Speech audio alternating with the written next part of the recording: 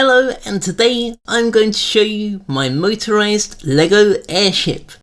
This steampunk inspired design is full of functional details, including spinning propellers, rotating cannons, and many more moving parts and working mechanisms waiting to be explored.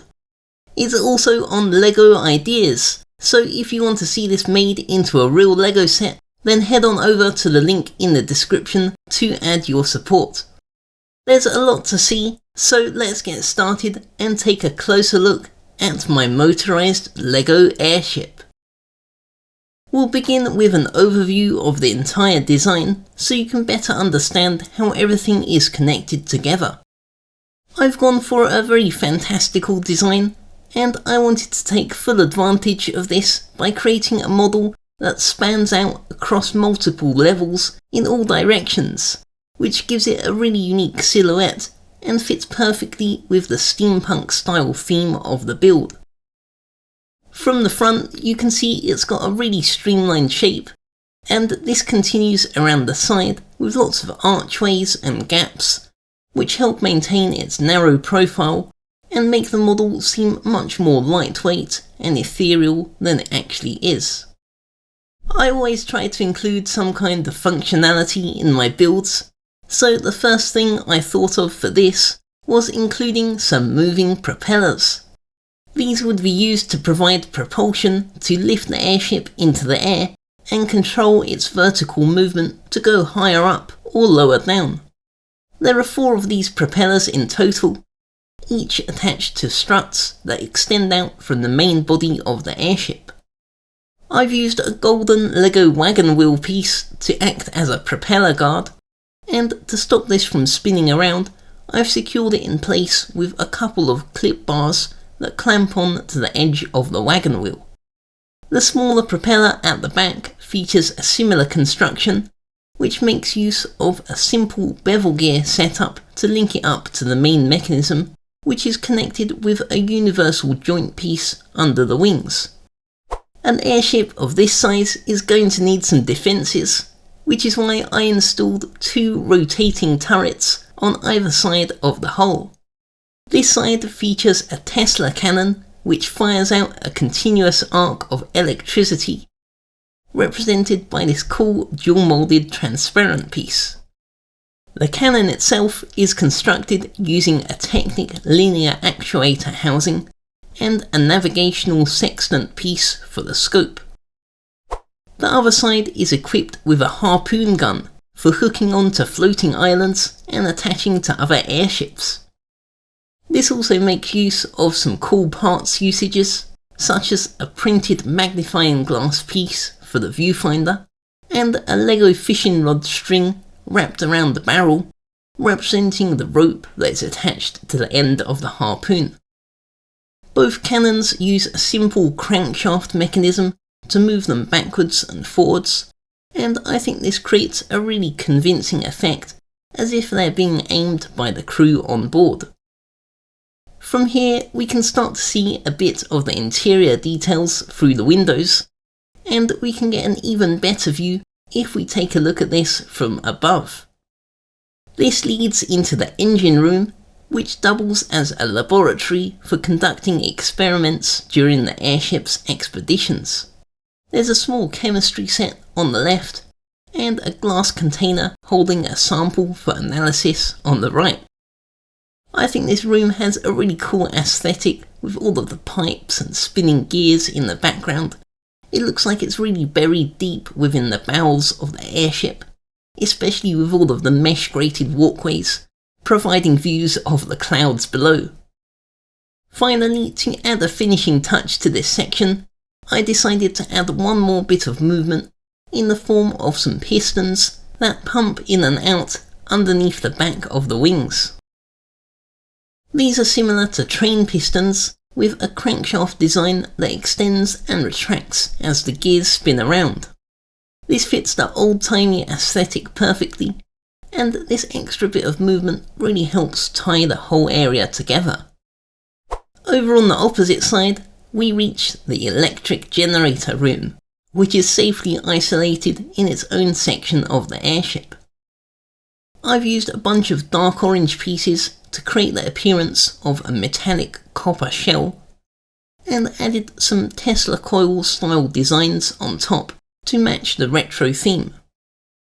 This generator also disguises the mechanism powering the rear propellers, which you can see runs along an axle directly through the middle of the room.